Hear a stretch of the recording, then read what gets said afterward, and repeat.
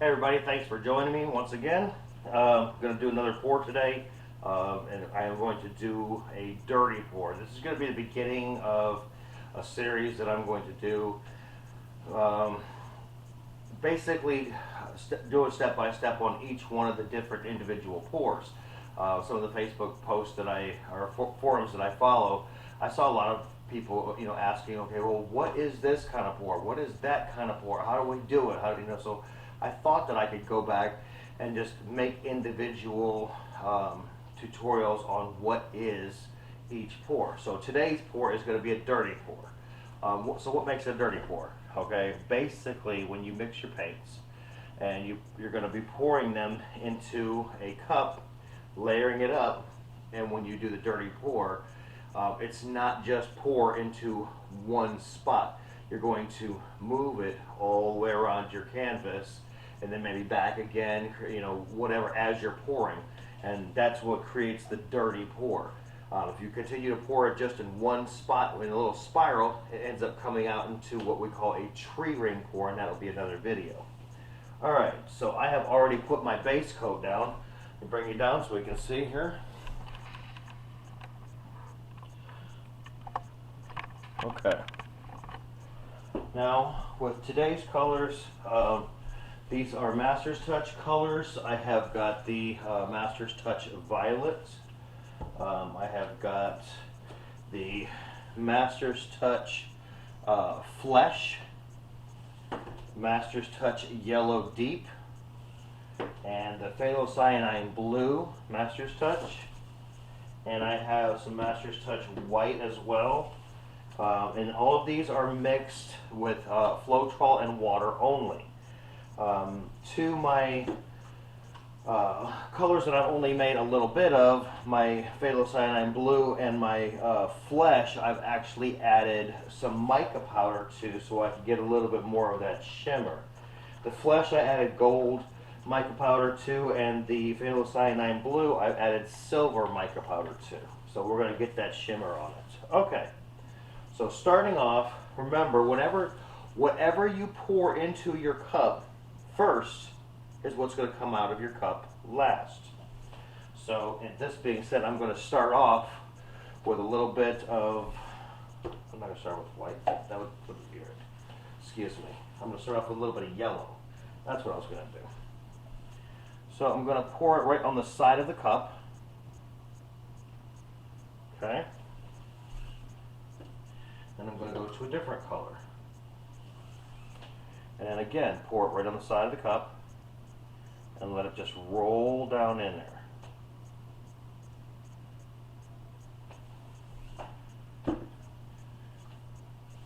I'm going to stick with dark again, and I'm going to come right on top of that. And then I'm going to go with the Flesh.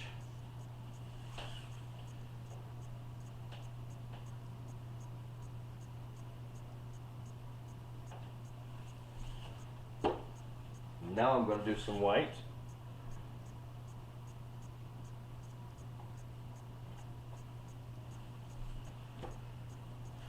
And then repeat the process.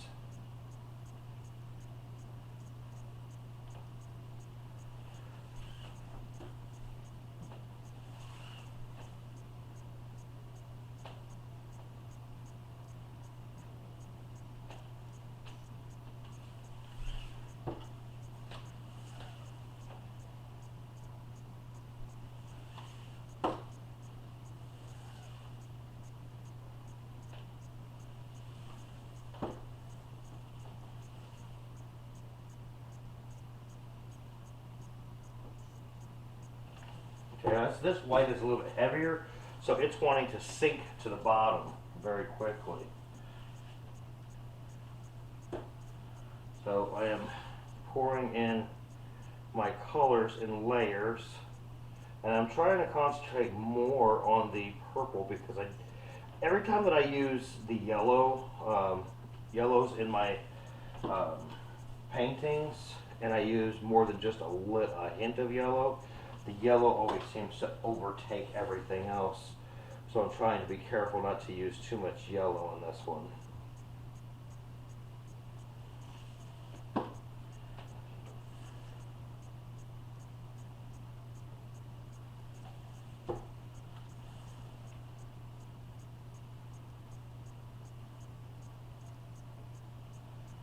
Alright. Now I want to make sure I get all of the paint out of my cup, so I'm scraping the sides with my popsicle stick to make sure that I get all of the paint out of these cups. I know I'm out of frame here, but I've kind of run out of screen here, so I'm just putting this in now. In 1 second.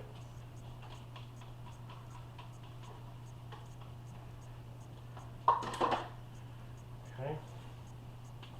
And I'm going to leave it off with the top with my purple. So,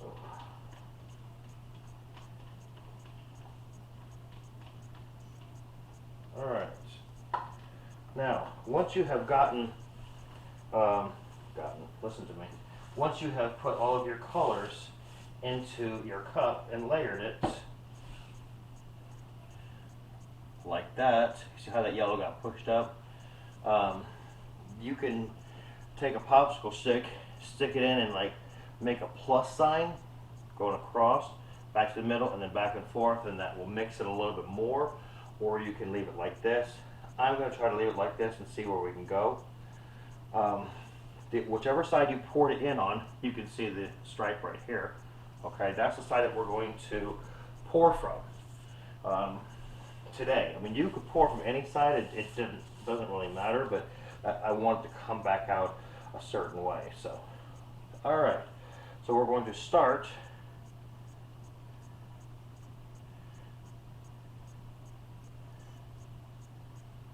And we're just going to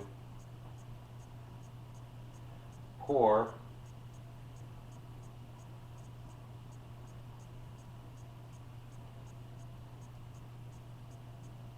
just like this. Okay.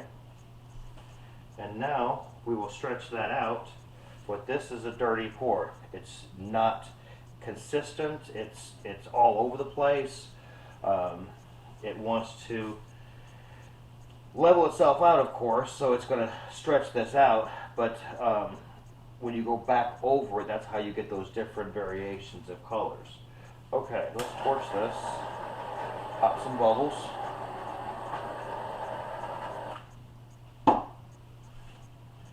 Okay.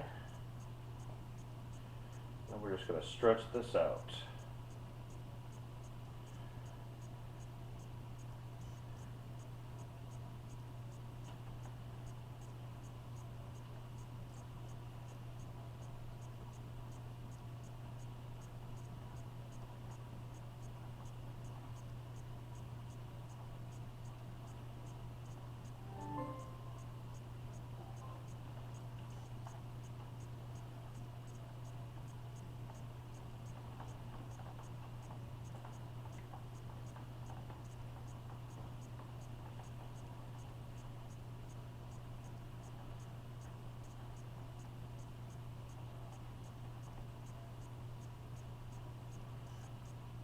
Make sure you get it all the way to your corners.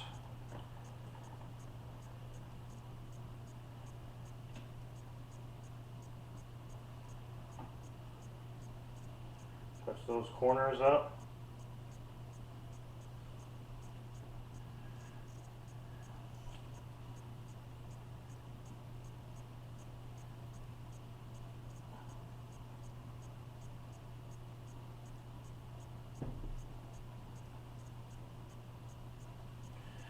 All right, so that is a dirty pour. Okay, let me rinse my hands real quick and we'll come in for a closer look.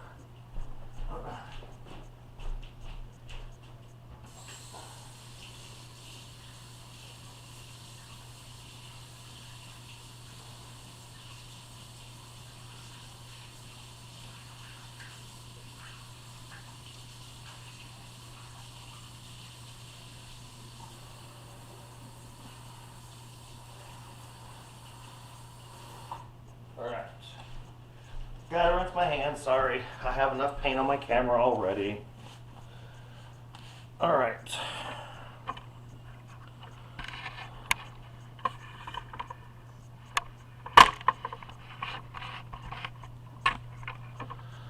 Coming in.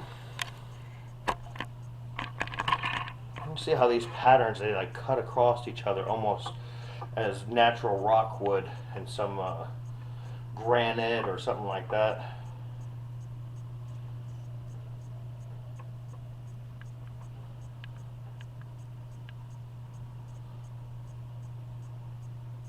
All right. So there you have that. That is a dirty pour. And